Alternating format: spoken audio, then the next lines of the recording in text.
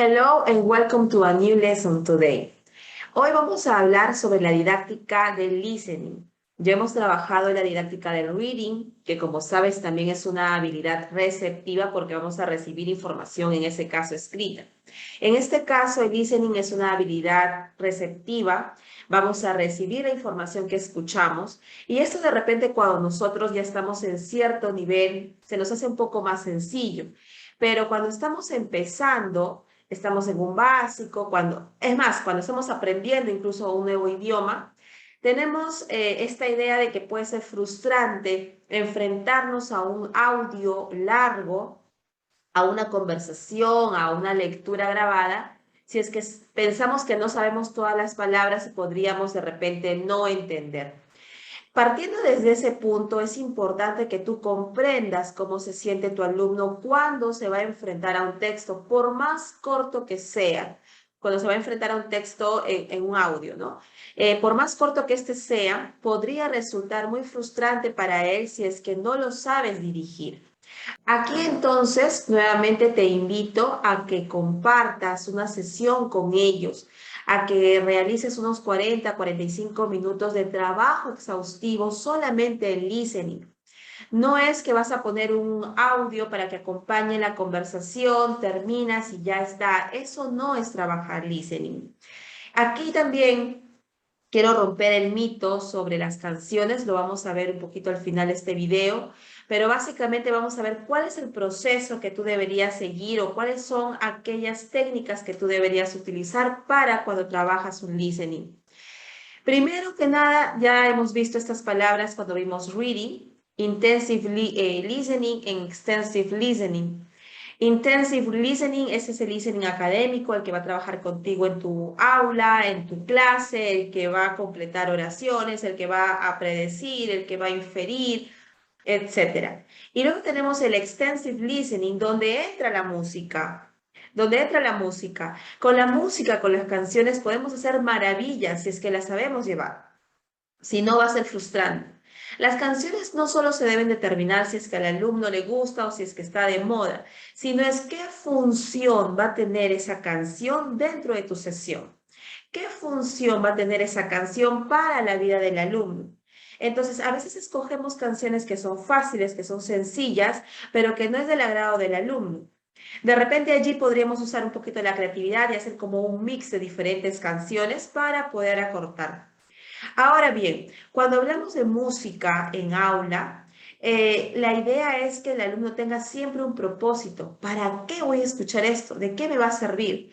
El profesor a veces se emociona y dice, uy, voy a empezar mi clase con una canción y los voy a hacer bailar. No, no es así. No es así. Es ¿para qué? De repente primero debo introducir al artista. ¿Quién canta? ¿Cuál es la historia de esa canción? De repente si sé la historia, ¿por qué la compuso? ¿Por qué la compuso? ¿Quiénes participaron? Y después de que yo le doy ese pequeño background de la canción, recién podría yo presentar la canción y explicar por qué la vamos a escuchar, en qué le va a ayudar para trabajar linking, para trabajar pronunciación de ciertos sonidos específicos, para trabajar simplemente context, contenido, contexto, qué es lo que yo voy a trabajar con ellos. Entonces, sí, puedes recomendar canciones a tus alumnos, sí puedes trabajar incluso un proyecto como para que ellos luego se junten y canten el párrafo, pero que esa canción sea significativa también para ellos, el por qué lo están cantando. Vamos ahora. Estás en tu clase de listening y vas a comenzar ya. Tienes el audio, tienes un audio, tienes tu diálogo, vamos a imaginar que tengas un diálogo. Los diálogos siempre en los materiales o en los libros, y si es que tú estás trabajando tu propio diálogo, trata de ponerle imágenes. Las imágenes complementan bastante bien, sea una lectura o sea un diálogo, porque te van a permitir que el alumno mediante las imágenes pueda hacer una de estas cosas. Pueda predecir, por ejemplo. Vamos a empezar con esta técnica, predicting content. El alumno, mediante las imágenes, también puede predecir de qué se va a tratar lo que va a escuchar. De repente ve ahí a una mujer parada bajo la lluvia y un taxi. Entonces, ella puede predecir que va a escuchar sobre la historia de una mujer que está en la calle sola y que llama a un taxi. Y sobre esa predicción tan básica, puedes tú desarrollar el vocabulario. Puedes tú pedir al alumno, ok, perfecto, ese es el contexto. ¿Y qué palabras crees que van a utilizar? ¿Qué palabras crees que vas a escuchar? Y viene allí todo un juego en el cerebro para que te pueda dar alguna información. Con esa información, algunas serán correctas, otras no, pero ya sacaste al menos al alumno de su zona tranquila para que pueda interesarse por el audio. Luego tenemos listening for gist. Aquí es cuando el alumno escucha el audio, ¿ok? Ya es cuando el alumno escucha el audio, pero no lo entiende por completo porque no reconoce todas las frases, todas las palabras, pero tranquilo, acá lo que le puedes pedir a tu alumno es que vuelva a escuchar nuevamente y que se enfoque en palabras claves. Palabras claves. ¿Cuáles son aquellas palabras claves cuya entonación es mayor?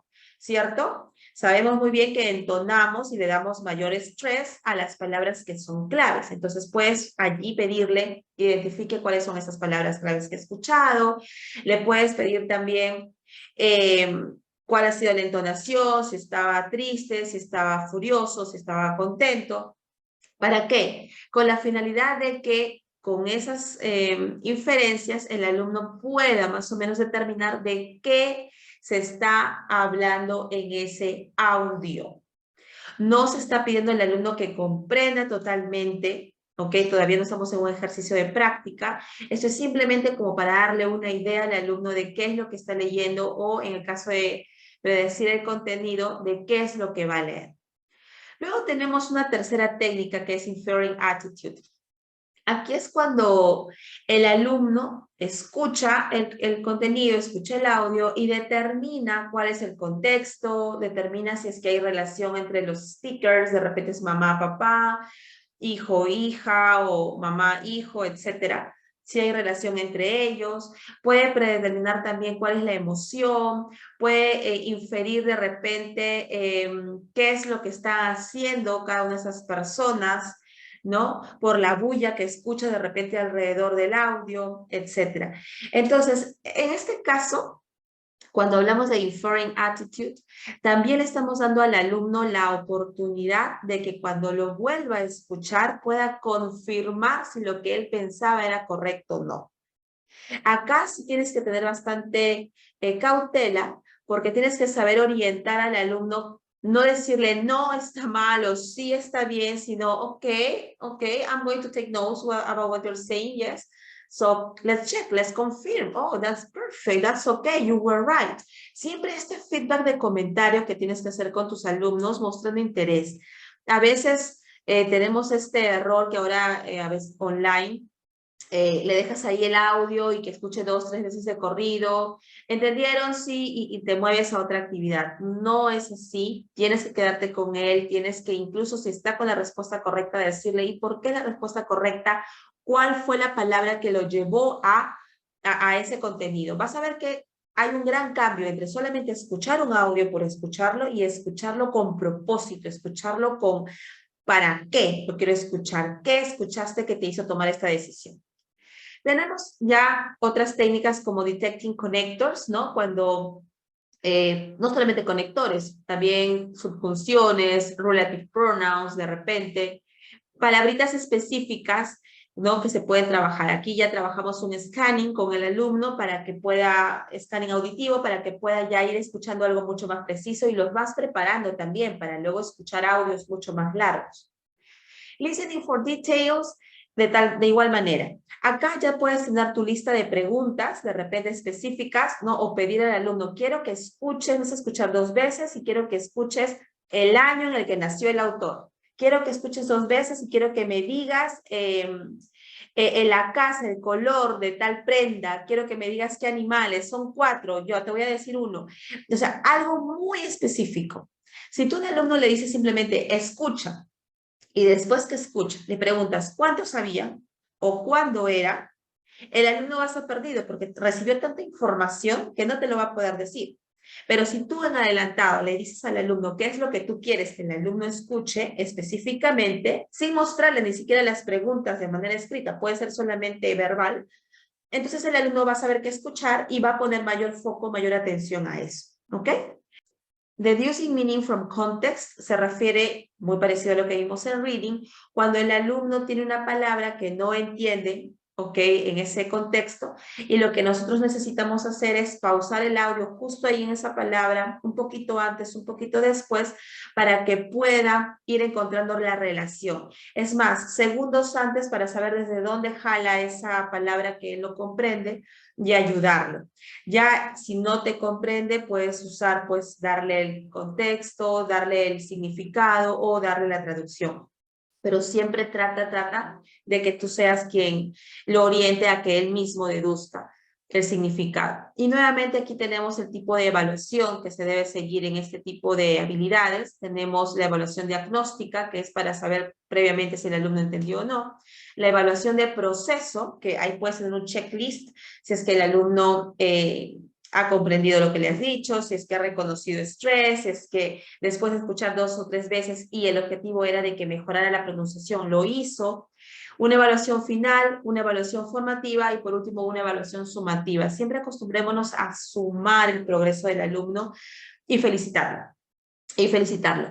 No hay nada más gratificante para un alumno que ¿no? Que él vea que hoy no pudo entender muchas palabras y de aquí a la siguiente semana puede entender 5 o 10 palabras. Eso lo carga de emoción y eso facilita mucho, mucho tu trabajo.